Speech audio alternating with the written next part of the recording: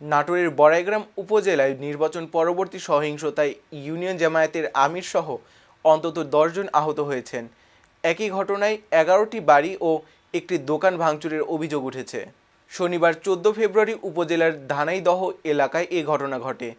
এতে গুরুতর আহত নগর ইউনিয়ন জামায়াতের আমির হাসিনুর রহমানকে উন্নত চিকিৎসার জন্য রাজশাহী মেডিকেল কলেজ হাসপাতালে পাঠানো হয়েছে।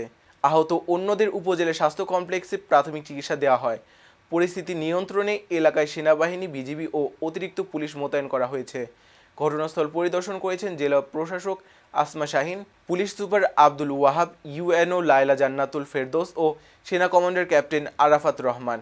এলাকাবাসী ও পুলিশ সূত্রে জানা যায়, নির্বাচনের পরদিন শুক্রবার 13 ফেব্রুয়ারি বিকেলে ধনাইদহ বাজারের জামায়াত কর্মী সাব্বির হোসেনকে মারধরের ঘটনা ঘটে। এর জের ধরে শনিবার সকালে বিষয়টি মীমাংসার জন্য বসলে সংঘর্ষ বাধে। অভিযোগ রয়েছে, এ সময় বিএনপির কর্মীরা ফাঁকা গুলি ছোড়ে। এতে এলাকায় আতঙ্ক ছড়িয়ে পড়ে। সংঘর্ষে হাসিনুর রহমান সহ অন্তত 7 জন গুরুতর আহত হন।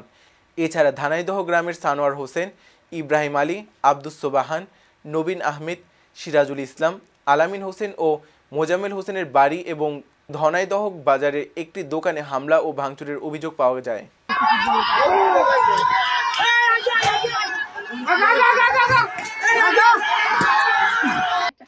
তুমি কেন জামাত করতে গেলে স্বামী রে?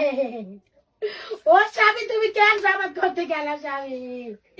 আমার 3টা ভাই, আমার একটা ভাইয়া বিয়ার কথা চলতেছে স্বামী রে। তুই কি করলি স্বামী রে?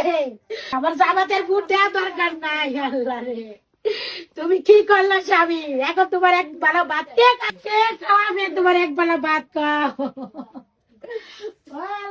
তুমি কি করলা রে? দেখো, যারা ওর কথা শুনছো, ওকে বাড়ি ঘর রয়ে গেছে। শুধু তোমরা 3টা ভাই ওকে কথা শুনো নাই, তার জন্য তোমার এই লালত। কারো বাড়ি ভাঙে নাই, আলামিন, কাউসার, রায়নের কারো বাড়ি ভাঙে নাই, শিমুলের বাপের বাড়ি ভাঙে নাই, কালেকের বাড়ি ভাঙে নাই, শুধু তোমরা 3টা ভাইয়ের বাড়ি ভাঙছে। হ্যাঁ, আমি কই তোমরা না চাই, তোমরা কারো কিছু যাও না, জামাতে যাও না, শুধু জামাত মিটিং, জামাতের মিছিলটা করার জন্য অপরাধ। কিসের জন্য?